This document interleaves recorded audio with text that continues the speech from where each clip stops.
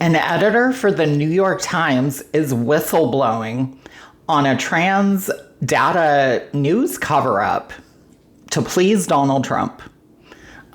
This is from them.com. Let me read a little bit and then we can talk about it.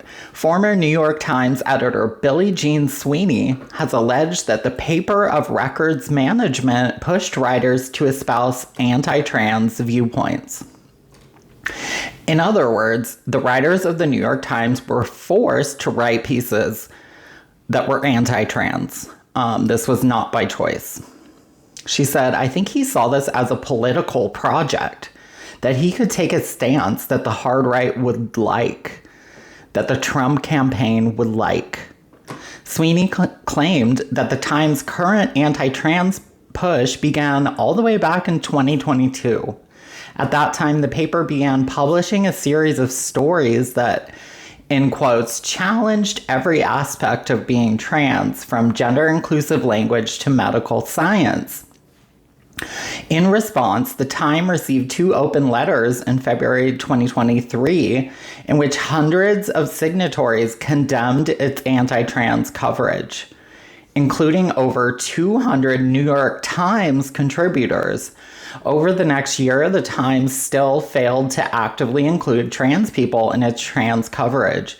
A March 2024 report by GLAAD and watchdog group Media Matters for America found that the paper had failed to quote a single trans person in 2/3 of its articles on anti-trans legislation over the 12 months following the open letter. Of those articles, 66% didn't feature any quotes from a trans or gender nonconforming person. 18% quoted anti-trans misinformation from conservative sources without added context. Sweeney alleged that between 2023 and 2024, a militant anti-union and pro-management group of employees began leaking stories accusing the Times Union of pro-trans stances. By the end of 2023, Times management announced a new communication policy that essentially shut down all avenues for internal discussion on this. So there isn't just a massive cover-up in government regarding Donald Trump and the Epstein files. Republicans are also covering up the truth on trans identity. We've seen an example of, we've seen several examples of when people in the MAGA cult apply their cult values to real life society. So let me give you an example. Jennifer Martin, she was the executive director of Shop Local Raleigh, was just forced to publicly apologize or resign from her position after telling a mother of a trans child on Facebook that there were no such thing as trans children. Another story, Michelle Evans posted photos online of a trans woman using the bathroom. She has criminal charges now. And guess what? Her defense case is now being funded by Elon Musk, the Nazi.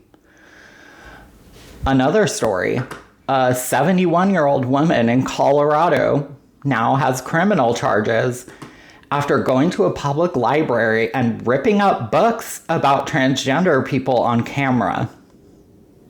Criminal charges for this old woman. Let me tell you another story. Sam Nordquist was a trans man who was held prisoner against his will in a hotel room for 3 months, tortured to death by being fed his own feces and urine until he died.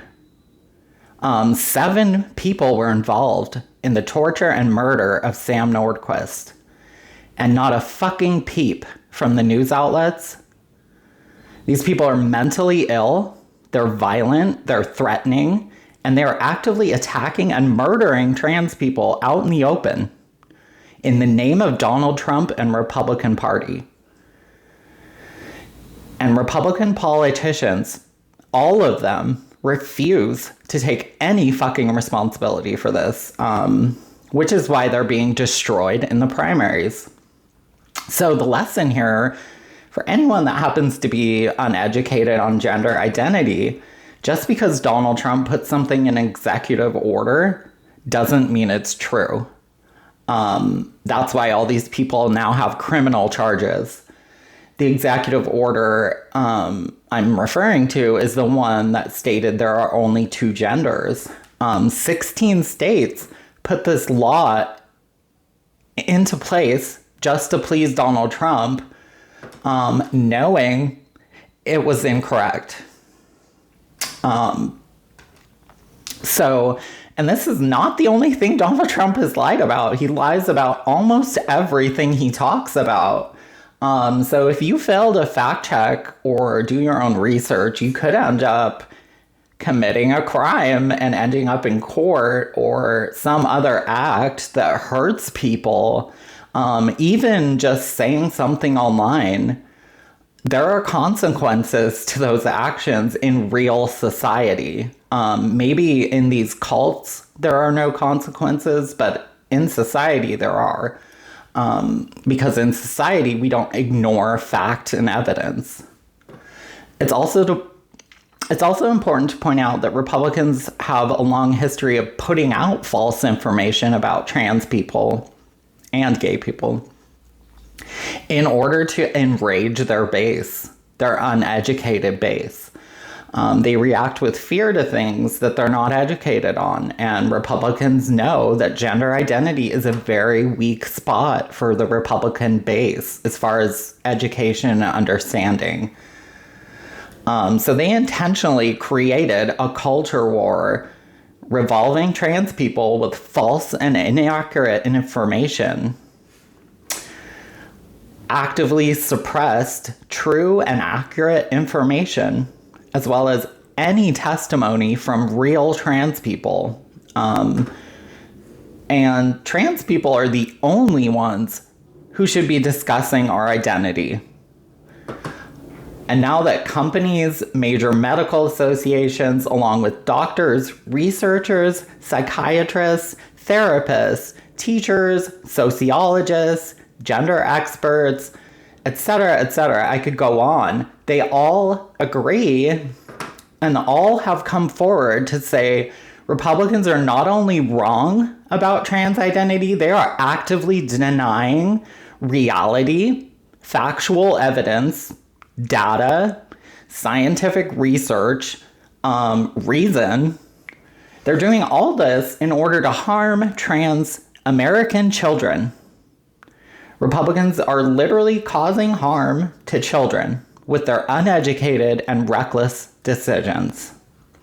Our government and our news industry has failed to show any image or story at all about how their reckless, uneducated decisions affect trans people, and instead promote government candidates like Nancy Mace, Donald Trump, Marjorie Taylor Greene, Ken Paxton, Scott Miller, to name a few, who intentionally push false information, lies, to mislead their own base.